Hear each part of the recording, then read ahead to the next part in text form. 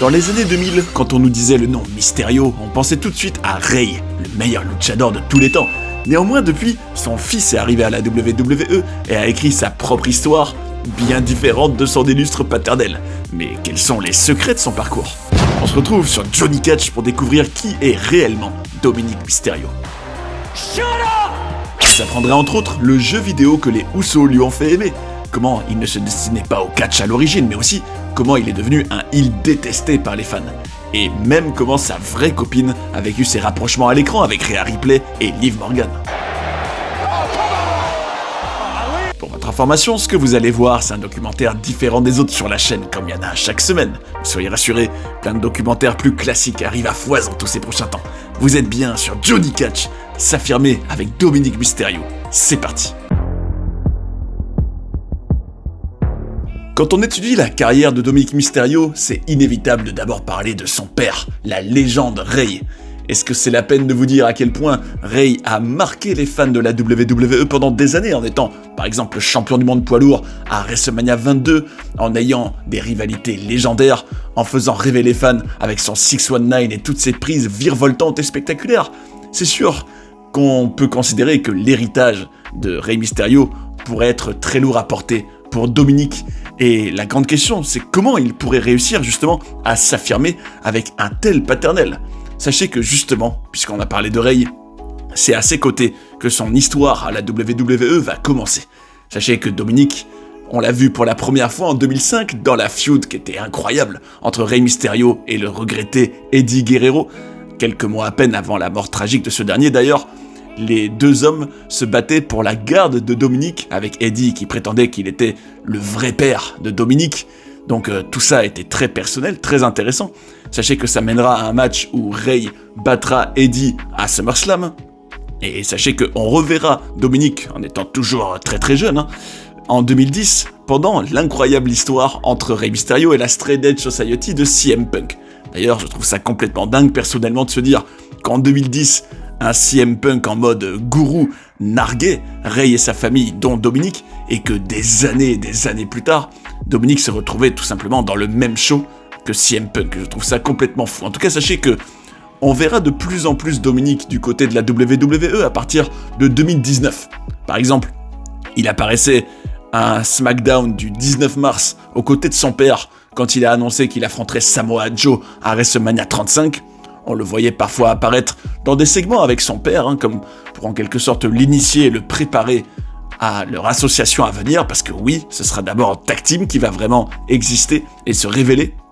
On le verra par exemple être impliqué dans des segments pendant la feud de Rey contre Brock Lesnar, la bête Brock Lesnar, ce qui a mené à un match à Survivor Series 2019, où Brock maltraitait pas mal le pauvre Dominic, et on va dire qu'en mai 2020, c'était trop pour Dominic. En voyant son père se faire martyriser, en particulier au Horror Show at Extreme Rules, qui était la version un peu film d'horreur que la WWE avait faite du show Extreme Rules, en voyant en gros son père être vraiment malmené par Seth Rollins, et notamment au niveau de son œil. Bon, évidemment, tout ça n'était pas réellement des graves blessures à l'œil, mais en tout cas, en termes de fiction, c'était suffisant pour que Dominic ait envie de se venger, et ça mènera à son tout premier match qui a eu lieu, tenez-vous bien, à SummerSlam 2020. Alors, on peut regretter pour Dominic que ça n'ait pas eu lieu devant des vrais fans, parce que c'était un contexte sanitaire qui ne le permettait pas.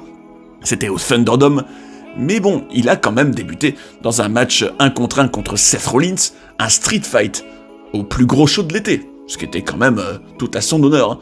Par la suite, et ça ce sera le début de sa première grande phase de sa carrière, on le verra affronter Seth Rollins et Buddy Murphy avec Rey en équipe, ce qui mènera à sa première victoire à la WWE, et donc, pendant toute une longue période, il formera avec son père les Mysterio, et quelle chance, quelle belle histoire pour Dominic de le voir catcher en équipe avec son propre père, et accumuler aussi du momentum et se faire aimer par les fans à un point où ils auront même une victoire très importante ensemble à peine quelques mois plus tard, puisque au show WrestleMania Backlash 2021, ils deviendront champions tag team de SmackDown en battant les Dirty Dogs, en l'occurrence Dolph Ziggler et Robert Roode. Alors, pour Dominic, c'était génial, rendez-vous compte, moins d'1 an après ses débuts dans le roster principal, il avait déjà une ceinture, et avec son père, ce qui est en plus une belle histoire familiale, ils auront un règne de 63 jours. Alors ça prendra fin contre les Usos, mais malgré tout, ils resteront une équipe très populaire, impliquée dans des rivalités plutôt importantes. On peut citer le match qu'il aura à WrestleMania 38 en 2022, où avec son père, ils affronteront les trublions Logan Paul et The Miz.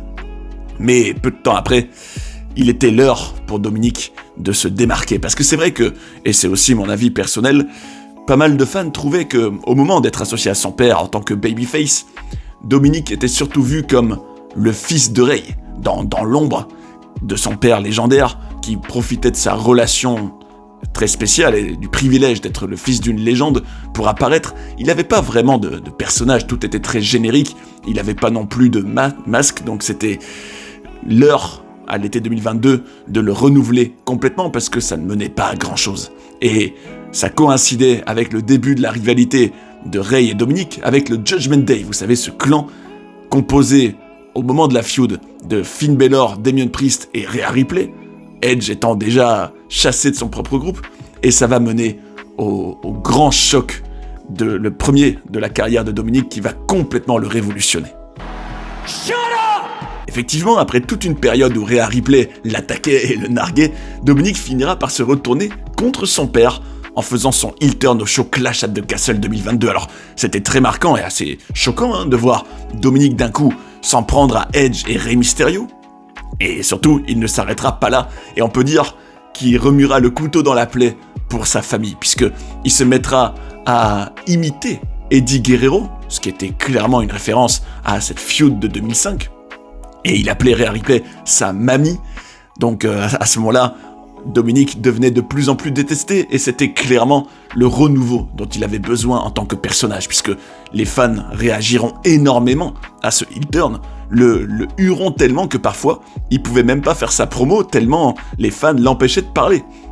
Il aura même à un moment donné une nuit en garde à vue, ce qui fera qu'il se présentera un peu comme un voyou. En tout cas, Dominic Mysterio était comme mort, et Dirty Dom était né. Et je dois dire que ça lui faisait avoir bien plus de personnalité. On avait un Dominic Mysterio qui laissait pousser le cheveu pour avoir une sorte de mulet, une moustache, un look bien plus, on va dire, original, avec bien plus d'identité qu'auparavant, où il était en quelque sorte une version jeune de son père. Et puis c'est vrai qu'il faisait tout pour se faire haïr, avec son côté très lâche à se cacher derrière Rhea Ripley. Et puis c'est sûr que ce rapprochement, ce couple à l'écran entre Rhea et Dominic plaisait beaucoup à une grande partie des fans. Alors tout ça aboutira à ce qui aurait dû être à mes yeux quand même un match bien plus important et bien plus impactant que ça ne l'a réellement été, à WrestleMania 39 contre son père justement. Alors on peut regretter qu'il n'y ait pas eu des gros enjeux comme par exemple la carrière de Rey ou alors un match masque contre cheveux. Et puis le fait que ça a été sponsorisé par une marque de céréales Cinnamon, c'est regrettable, mais c'était quand même une grosse mise en avant pour Dominic, qui par la suite aura même un match à Money in the Bank contre la star Cody Rhodes, celui qui était un des catcheurs les plus importants de la compagnie, et il aura, peu de temps après, son premier titre en solo, en l'occurrence le titre nord-américain de NXT, en battant Wesley. Alors là, on se rend compte que Dominic a un parcours très progressif, où il franchit les étapes petit à petit. D'abord, briller avec son père, gagner une première ceinture ensemble, puis briller en solo, puis avoir son premier titre tout seul, puis être très présent dans les shows, dans le clan du Judgment Day, qui était clairement parmi les personnages les plus, on va dire, en vue à Monday Night Raw pendant toute une période. Ça aboutira par exemple à un match War Games du Judgment Day contre Cody Rhodes, Jey Uso, Randy Orton, Sami Zayn et Seth Rollins, le fameux show où CM Punk a fait son grand retour par ailleurs. Et on peut relever que par la suite, à WrestleMania 40, Dominic réaffrontera son père, mais cette fois-ci en match par équipe, avec Rey qui est associé à Andrade et Dominic à Santos Escobar, un match à l'aura très latino. Mais en tout cas en 2024, il était temps pour encore un renouveau dans la carrière de Dominic qui lui réussira beaucoup, puisque dans le cadre de la feud entre Liv Morgan et Rhea Ripley, Liv voulait se venger de tout ce que Rhea lui avait pris, et non seulement elle lui prendra son titre de championne, mais elle lui volera aussi Dominic, qui à la base faisait comme si il n'aimait pas trop Liv Morgan, mais en réalité tout n'était qu'une ruse, puisqu'à SummerSlam, on verra Dominic trahir Rhea et démarrer cette relation, ce qui renouvelait aussi le Judgment Day. Or ça, ce sera l'actualité de Dominic pendant les mois suivants, hein. On verra un Dominic être donc proche de Liv Morgan, être en plein milieu d'un triangle amoureux, enfin plutôt d'une ex-petite amie fictive qui se sentait flouée par les actes de Dominic Mysterio, et ça lui réussira, hein, en fin de compte, puisque ça lui permettra d'encore plus approfondir son côté très heel, et on peut considérer que la consécration arrivera à WrestleMania 41, où il devient champion intercontinental, en battant Bron Breakker, Finn Balor, son collègue du Judgment Day par ailleurs, et Penta. Et c'est vrai que là on se dit, le titre intercontinental étant traditionnellement une étape vers de plus grandes choses à la WWE, que Dominic Mysterio semble en tout cas devenir un nom de plus en plus important, hein, pour la compagnie de Stamford, et on peut malgré tout se demander comment il a vécu toute cette période aux côtés de son père, ses premières années dans le business du catch, quels en sont les secrets, comment par exemple son couple réel dans la vraie vie a résisté à ces relations fictives avec Rhea Ripley et Liv Morgan. Tout ça, vous le saurez dans le prochain chapitre.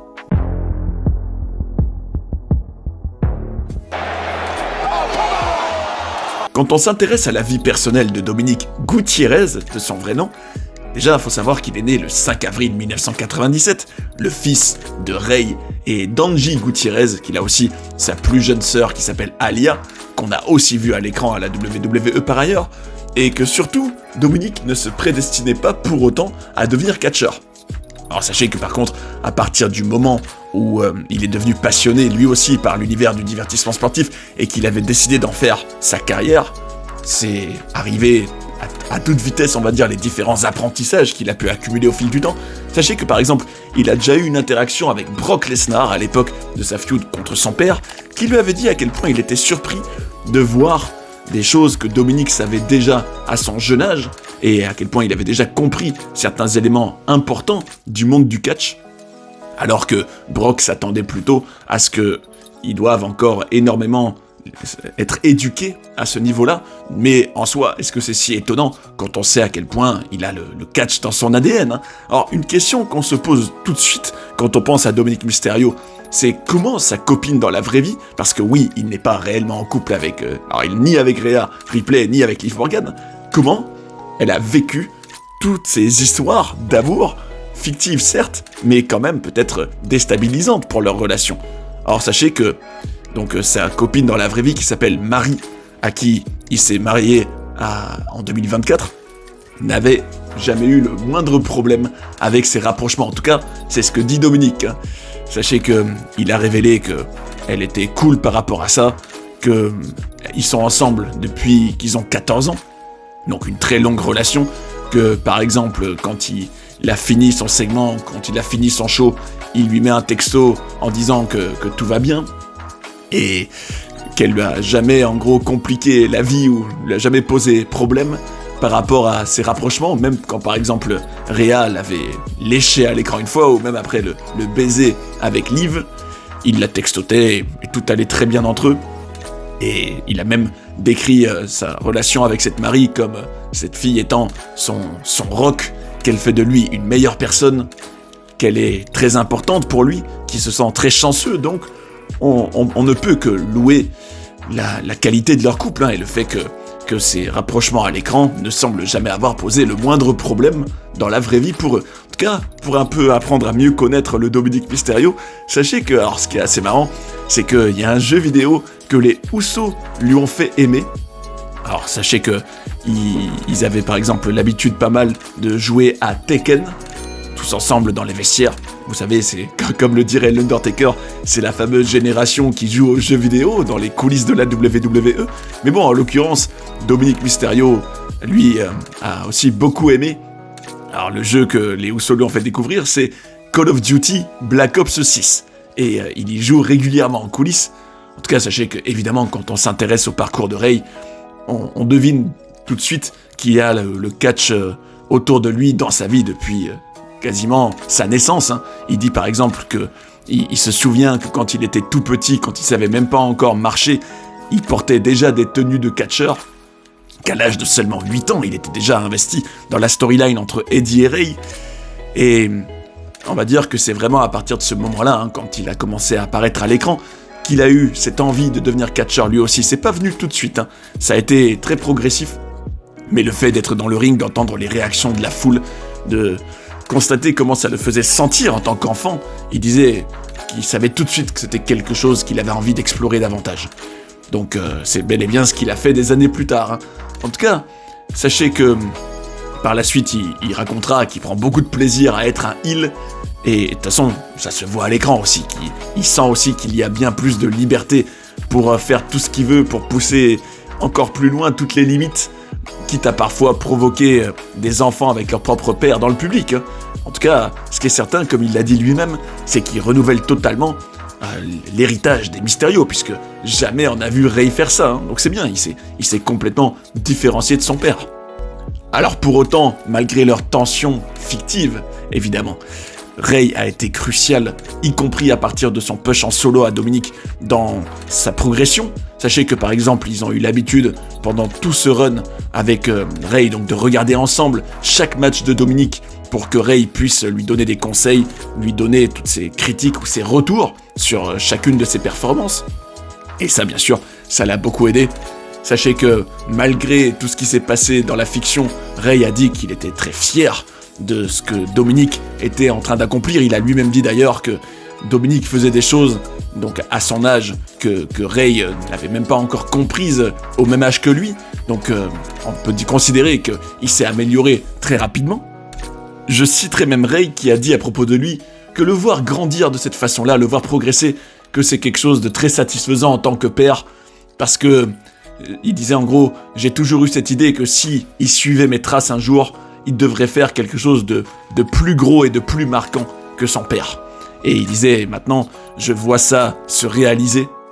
Il devient beaucoup plus important et beaucoup plus gros, en gros, ce que j'ai fait moi-même dans les 4 premières années de ma carrière. Et il disait qu'il était tout simplement très fier en tant que père. Et n'est-ce pas là, finalement, la plus belle victoire des premières années de Dominic Mysterio à la WWE? Avoir réussi à s'affirmer, à ne plus rester dans l'ombre de Rey et à écrire sa propre histoire. Et c'est ainsi que se termine notre documentaire sur Dominic Mysterio. Comme on a pu le voir, il a vraiment le catch dans le sang. Et il a supporté l'héritage de son père, mais en se réinventant complètement, en devenant un des heels les plus détestés du business. Et j'ai justement un débat crucial à vous proposer, écoutez-moi ça. Est-ce que vous pensez que Dominic réussira, en fin de compte, à avoir une meilleure carrière que Rey?